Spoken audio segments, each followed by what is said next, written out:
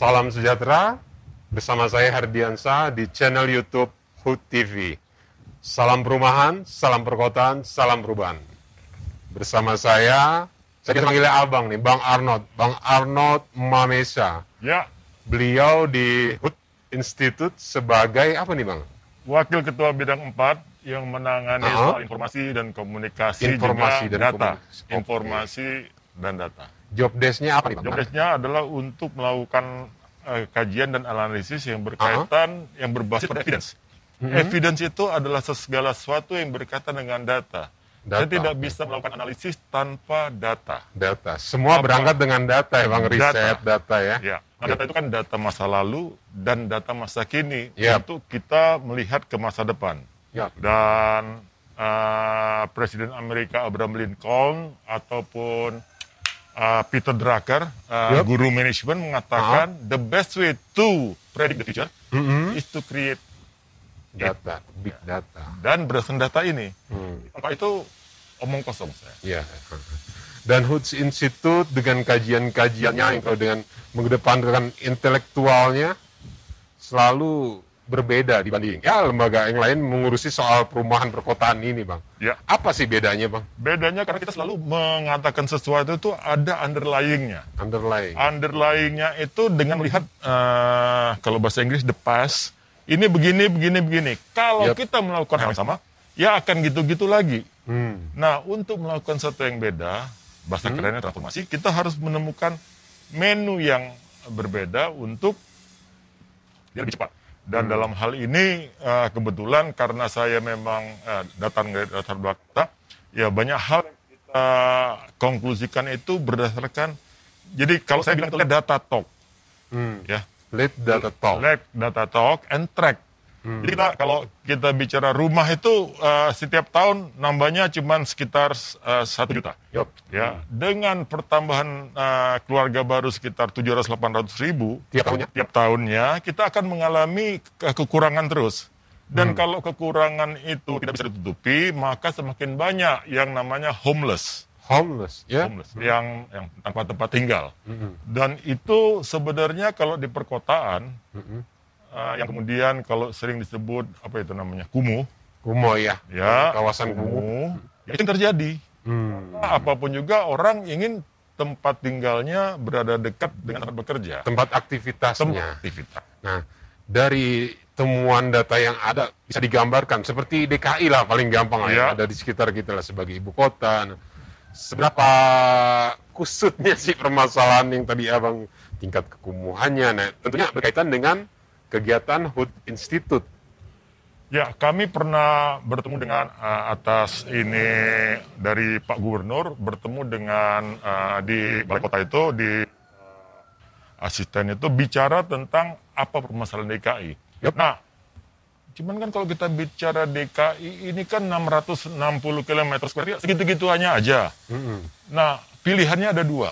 Entah kita compactkan dia, padatkan dia dengan dia naik ke atas, sekian lantai, atau kita lebarkan ke samping. Teman-teman yang dari akademisi cenderung memilih compact model, dipadatkan. Tapi pengalaman akademi yang menuntut physical distancing agak bermasalah kalau kita memadatkan itu. Ya, saat ini emang. Ya, orang. Nah, apalagi dengan adanya work from home. Iya. Itu kan membutuhkan space yang besar. Sehingga kalau kita angkat dia ke atas, seberapa tinggi kita bisa. Itu yang jadi pilihan. Jadi kalau saya, lebih baik kita tarik keluar. Yang kalau dari planner bilang itu sprawling. Kalau saya, upayanya adalah kita sebarkan sentral bisnis ini keluar, dan itu sudah terjadi. Di Serpong itu sudah jadi central business district. Di Cikarang ya. Iya. Dengan demikian kan akan terjadi penyebaran penduduk ke sana. Iya. Kalau kita maintain semua di CBD segitiga emas, yang terjadi Sudirman tuh nggak akan mampu menambah tuh namanya stasiun Sudirman itu. Apalagi nanti akan ngumpul di situ. Itu kan jadi central node-nya. Iya. Jadi kita harus berpikir, kita harus create supaya masa depan kita bicaralah Jepang, Society 5.0. Apa yang terjadi? Orang numpuk, masuk didorong. Kita mau bilang itu layak. Ya. Ya kan?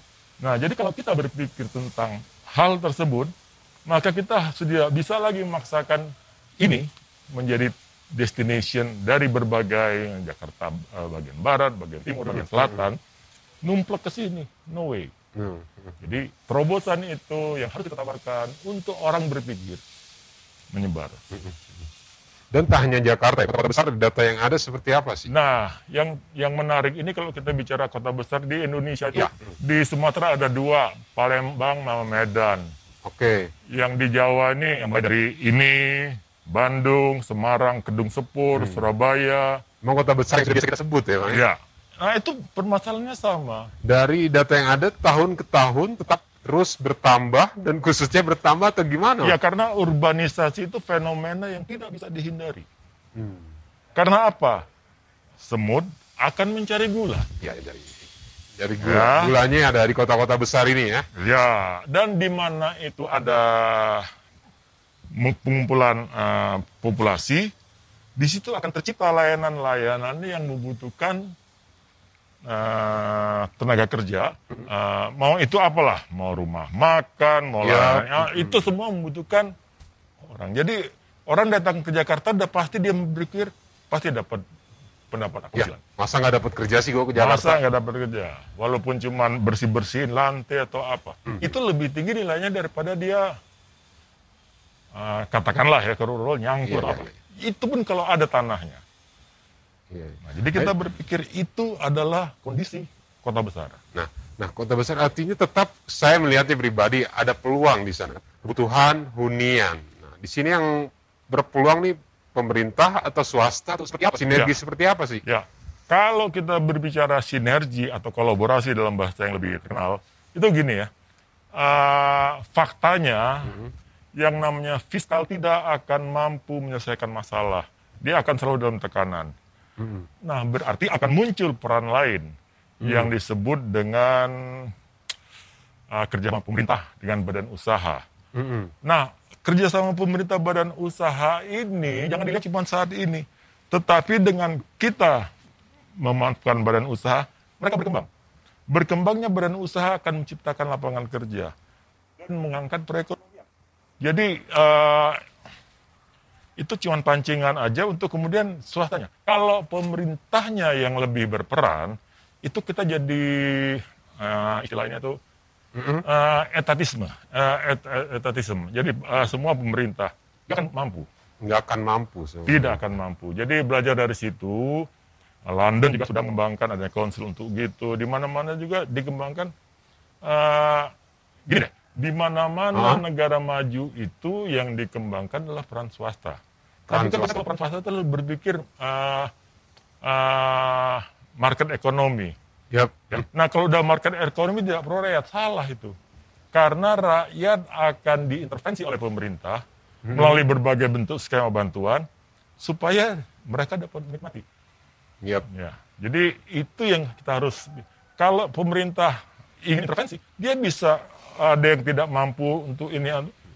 Kalau dia berikan bantuan untuk ya udah kamu tinggal di situ for free, bisa. Itu intervensi pemerintah. Intervensi. Nah, dan menariknya nih Jakarta dan beberapa kota besar belakangan sudah mengembangkan TOD, simpul-simpul hunian di lokasi strategis, sarana transportasi. Nah, tapi peran swasta belum didorong. Gimana nih, Bang? Nah, sebenarnya peran swasta itu tidak usah didorong. Jadi, maaf ya, sebagai animal ekonomi, begitu lihat ada peluang mereka akan ini. Tetapi yang saya boleh kritisi, pemerintah itu semua ingin mereka atur. Sehingga dari visibility study-nya harus mengikuti proses-proses ini. Yang saya mau bilang tuh gini, yang paling tahu untuk melihat peluang celah-celahnya itu orang yang biasa di properti, atau eselon 2, eselon 1, maaf ya, saya bukan pemerintah ya. Yang pasti tahu ini, ada peta segini aja duit. Industrinya ya. Mereka ada space dikit aja jadi duit. Iya. Kalau pemerintah, itu nggak layak. Maaf, saya bukan kritik, tapi itu realitas. Jadi percayakan mereka, nanti mereka, oh ini bisa begini, bisa begini. Jadi bangkitan dari Nah, spasial itu akan terkreasi. Jadi jangan, saya nggak mau bilang kata-kata sok tahu. Jangan sok tahu untuk mengambil peran itu. Yap. Kalau, misalnya ya, kalau kamera itu ya di kau lah yang pasti lebih menguasai. Ya, kalau lantas aku mencoba itu, bisa. Cuman hasilnya ini. Nah, kan hasil bagus atau mau gini tapi lama. Nah, kita masih terjebak pada pemikiran yang paling tahu itu kami.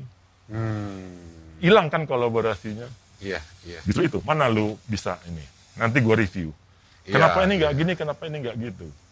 Justru dengan swasta masuk itu kompetisinya lebih hidup atau gimana? Jelas. Dan saya melihat ya, tanda kutip, proyek-proyek yang dikembangkan swasta ya monumental bangunannya.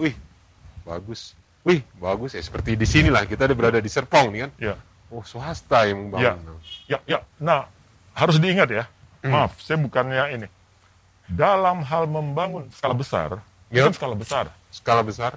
Itu pemerintah raportnya belum ada. Kalau rapor zaman dulu mungkin ada kalau di Jakarta dengan Prumnasnya ya. Ya. Suatu dengan Prumnas dulu ya. Iya. Membuka kota-kota baru. Ya. Gitu kan. Tetapi ingat, itu semua bukan dari kondisi seperti kota besar. Seperti sekarang ini. Bukan. Nah, sekarang ini kan kita berhadapan dengan kondisi seperti ini. Itu bagaimana yang ada sedikit space jadi duit untuk dipakai crowd subsidi deh. Nah, itu yang harusnya kita berikan. Biarkan mereka berdansa deh. Iya. Kita bikin. Kalau kita ngatur ininya kacau. Iya. Nah, kembali lagi dengan kota dan kekusutannya nih, tanda kutip sebenarnya. Seberapa besar sih, Bang, kekusutan yang ada dari data yang ada juga nih? Sesuai basic nih saya nanya. Jadi kalau kita bicara data, kota itu akan jadi sentra pertumbuhan. Nah, sentra pertumbuhan itu dasarnya dari mobilitas. Karena mobilitas itu yang kemudian berkaitan dengan aktivitas ekonomi. Nah, kalau mobilitas itu tersendat, nama lainnya MACET, macet, maka ini akan jadi turun. Kalau aktivitas turun, perekonomian turun, pertumbuhan juga turun. Nah, jadi pesan saya, bagaimana mobilitas ini, istilah kerennya seamless, mulus, lancar. Iya. Gitu. Jadi itu adalah satu tantangan. Tetapi orang tidak akan bisa bekerja dengan tenang kalau dia RSS, rumah sangat sederhana sempit. Ada RSS rumah sangat sederhana, sempit, apa gitu. Nggak bisa. Kesamber dikit, empat-empatnya kena serumah sakit. Karena kondisi sekarang ini nih, harus di Roma, pandemi, empat sakit. Klaster keluarga. Karena adalah dua istilah, rumah sempit, sederhana, sekali. Jadi kita harus berubah. Kenapa sih untuk rakyat kita nggak mau berikan sesuatu yang lebih layak? Nah, dari HUT Institute sendiri, ada kajian-kajian yang akan dalam waktu dekat ini terkait data yang ada? Ya, jadi yang kita mau usulkan itu sebenarnya sederhana. Kita selalu berpikir bahwa semua masyarakat, terutama yang masyarakat berpenghasilan rendah, harus memiliki rumah. Pertanyaannya, dari mana pesan itu harus kita pegang? Tidak ada amanat konstitusi mensyaratkan setiap orang harus bahwa dia harus dijamin tempat tinggalnya yang kemudian kita kenal sebagai secure tenure. Oke. Ya, tadi disebut-sebut bahwa ini bisa 80 tahun. Lah, yang jadi masalah kan saya sebagai orang tua ingin meninggalkan warisan. Warisan paling bagus itu apa? Knowledge. Nah, jadi nggak usah mikirin warisannya. Karena apa? Karena begitu dia butuh, disediakan pemerintah. Jadi yang namanya affordable itu berkaitan dengan sustainable, artinya setiap dibutuhkan tersedia. Tidak harus dia berjungkir balik mendapatkan KPR, subsidi bunga, selisih apa, nggak usah. Rezim bunga mahal ya. Jadi kita harus membalik pola-pola pikir. Nama bahasa Inggrisnya itu occupy without own. Jadi menempati tanpa harus memiliki. Iya. Saya bisa naik mobil 2000 cc, 4000 cc, tanpa dengan disopirin, ada yang bukain pintu, tanpa saya harus miliki. Saya naik Transjakarta. Iya. Karena itu Transjakarta itu mobility as a service. Saya butuh naik. Ya. Nah, kenapa kita nggak berpikir housing as a sektor service? manta seperti itu, Bang. Iya. Butuh. Main berapa? Ada. Ada. Berapa ini? Wah Pak, saya cuma punya ini. Kamu dari ini. 50%. Itu kan diskresi pemerintah. Iya. Artinya negara hadir. Iya, memang di situ. Affordable housing. Iya. Oke. Dia mampu berapa? Pokoknya kan ada rule of thumb-nya. Pendapatan untuk rumah dan transportasi 30%. Kamu berapa pendapatan? Katakanlah 4,5. Berarti kamu punya belanja housing dan 1,35. Nah, kalau kamu mesti ini sudah 1,8, pasti akan mengambil porsi kebutuhan konsumsinya. Apa akibatnya? Kualitas hidup orang itu jadi turun karena konsumsi. Iya. Nah, kalau pemerintah, udah, kamu bayar untuk ini, katakanlah, saya cuma ambil cemot angka 500.000. Yap. Tengok, ya, kalau dia kepepet dalam zaman sekarang, listriknya dibayarin pemerintah bisa kok. Ya. Utilitasnya. Oke. Nah, jadi kita harus merubah cara berpikir kepemilikan rumah. Yap. Oke. Menjadi, Itu menarik tuh, Bang. Jadi kata kunci next obrolan kita loh, Bang. Ya. Merubah pola pikir Ya. kepemilikan rumah. Kita sudahi dulu obrolan kita, Bang. terima kasih. Siap. Terima kasih. Selamat sore.